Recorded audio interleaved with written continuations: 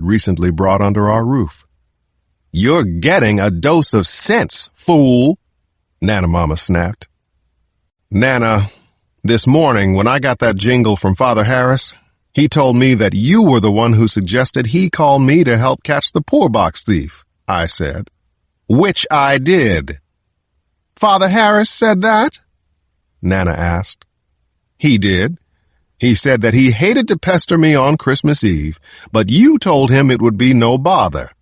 Wouldn't take any time at all for your grandson to solve the case of the poor box pilferer."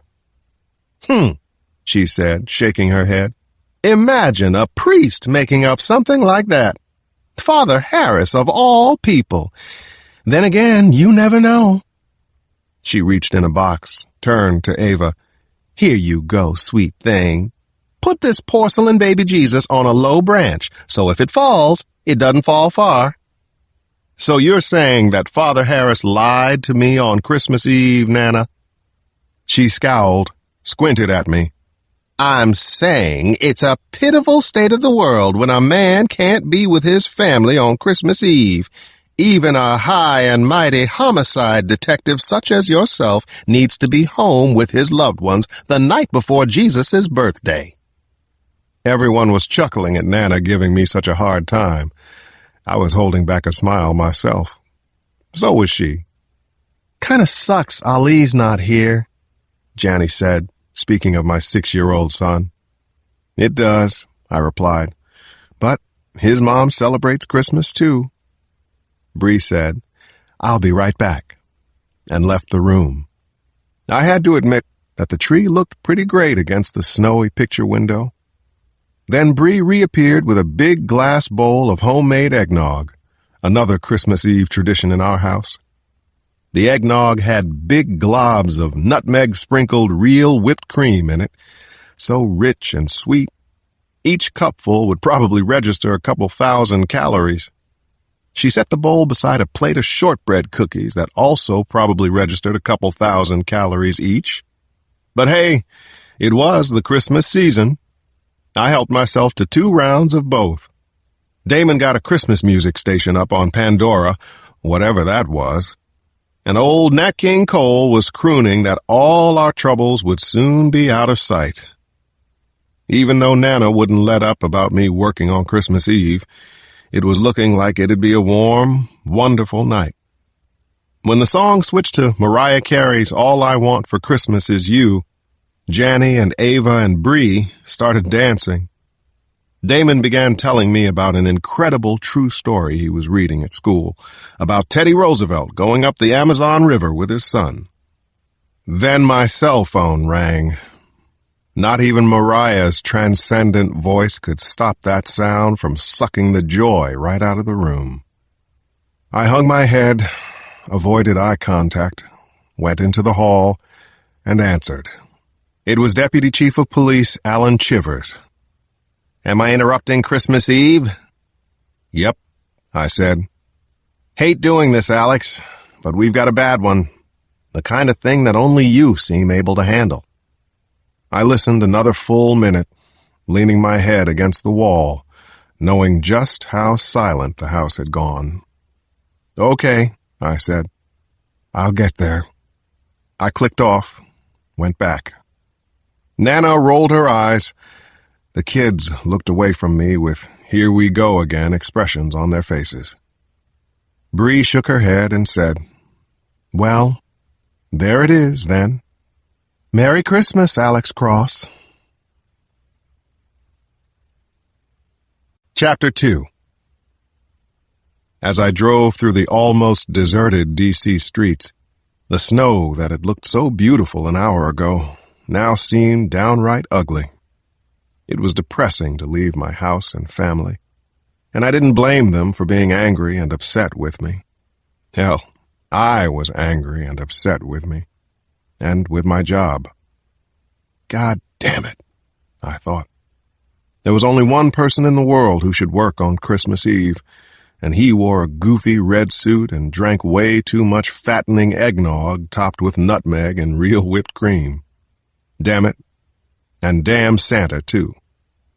As I was driving into Georgetown on Pennsylvania Avenue, The snow really began to fall.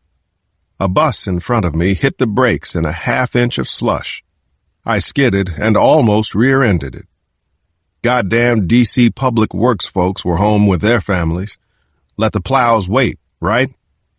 My windshield wipers were icing up as I looked for the address on 30th Street in Northwest, a neighborhood in the city that was completely the opposite of mine. This was the land of milk and honey, and power, and money, and the trophy homes to prove it. Number 1314 was a beautiful limestone townhouse lit up like the White House Christmas tree. But I quickly saw that most of the lighting effects came from police cars, flashlights, floodlights, and TV camera lights. I parked, opened the door, looked down at the slush, and cursed. I had left home so quickly and in such a pissed-off state that I hadn't had the sense to bring along a pair of snow boots.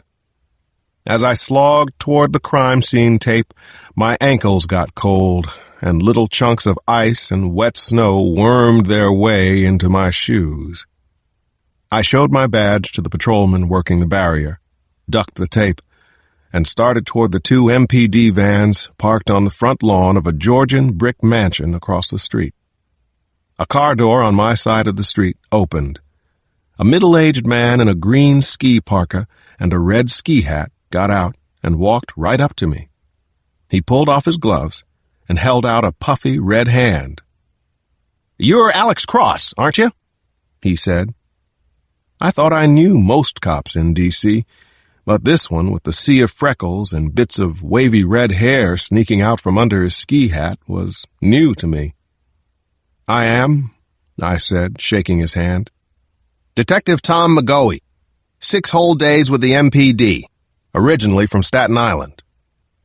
"Happy holidays, Detective. Welcome to Washington." I got just a brief summary from Deputy Chief Chivers. "You want to tell me all of it?" "God-awful Christmas gift for you. And me." I sighed. "Yeah, I already figured that much.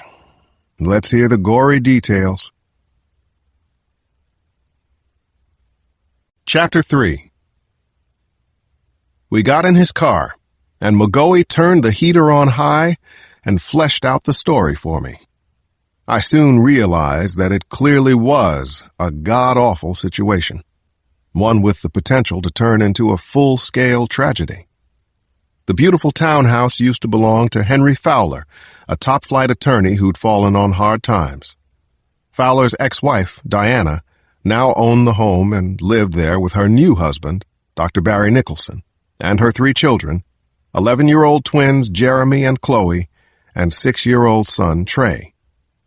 "Henry Fowler's got them all in there," McGoey said. "He's armed to the teeth and said he is fully prepared to die tonight." "It's a wonderful life," I said. "And it only gets better," the detective said. "Melissa Brandywine's in there, too." He gestured down the street to another similar townhome. "She's the neighbor, wife of Congressman Michael Brandywine of Colorado." "The chief told me," I grumbled. Then I closed my eyes and rubbed at my temple. "Where's he, Brandywine?" "At Vail with his 2 kids, waiting for her to come join them for their ski vacation. She was supposed to fly out this afternoon, but made the mistake of bringing Diana a box of homemade cookies before she left." Funny what a nice small-town gesture can get you in D.C. "He given you a reason, Fowler?" "He's spoken to us only once, and that wasn't part of the conversation," McGoey said. "We wouldn't have known anything if Mrs. Brandywine hadn't used the toilet and texted her husband about what was going on inside." "The congressman was the first to report it?" "Yeah, really lit a torch under everyone's ass." Mentally, I began to compartmentalize, to push aside all my frustration at having to leave my family on Christmas Eve and focus on the task at hand.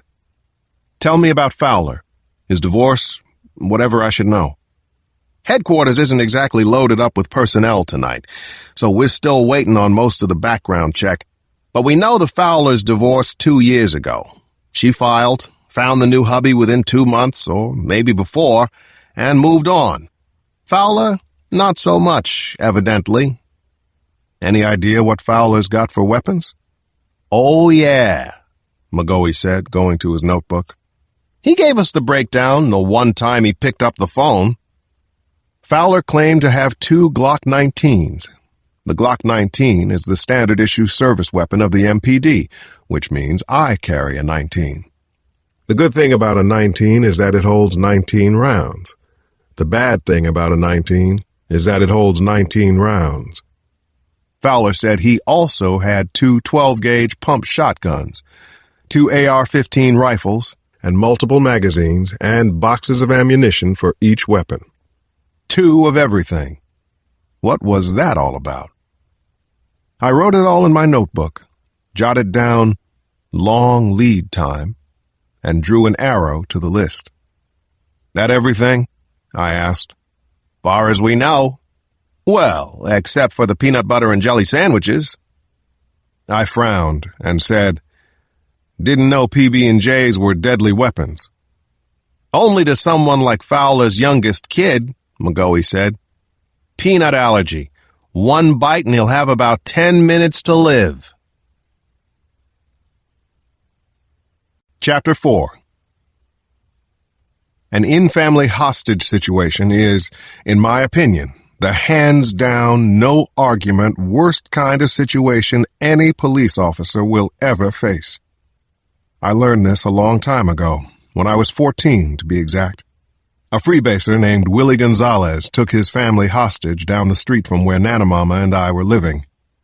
After Gonzalez shot his pregnant wife, his 2 young daughters, and then himself, I saw one of the police officers who'd been negotiating with him.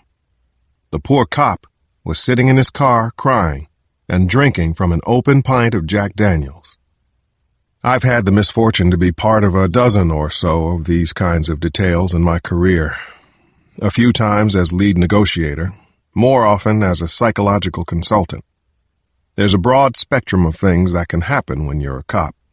You might have to sharpshoot a terrorist, or meticulously unravel a kidnapping, or even outfox a serial killer or 2. Any of these situations can mess you up psychologically. But dealing with someone holding family members hostage is like trying to stop a Mack truck carrying a full load of insanity. Usually the person with the gun, more often than not it's an obsessive, substance-abusing male like Willie Gonzalez, is so far gone he doesn't give a damn about his hostages or his future. He blames them for something. He blames himself for something. He can't get his facts straight or see the truth of his circumstances. It's a lose-lose situation all the way around. As for hostage negotiators, well, we are usually smart and well-trained, but we rarely pull off the heroics you see in movies. Have I ever seen the abductor listen to the negotiator and then throw down his weapon and come out with his hands up? Sure, about as often as I've seen the Redskins win the Super Bowl, 2 or 3 times. It's in the realm of possibility, but the odds are stacked against it. We got out of the car and headed toward the police vans where McGoey said officers were trying to reestablish contact with Fowler. Nearly an inch of snow had fallen, and the storm was only getting worse. My feet began to freeze again. Think they have an extra pair of boots? The detective looked at my shoes and said, I've only been here 6 days. Good point, I said, thinking that I really did not like cold and snow. Whose property is this? I asked, indicating the Georgian brick mansion his car was parked in front of. Ambassador from Nigeria. No idea how to pronounce the name. Nice place the ambassador from Nigeria's got. Yeah, half his country is starving to death, and this dude's living in 6 bedrooms in Georgetown. Guess he's gone for the holidays, too. Probably to Lagos. I've been there. A real hellhole. Then again, from the look of things, maybe I'd rather be in Lagos tonight myself. Chapter 5. A good friend of mine, Lieutenant Adam New, was the SWAT commander.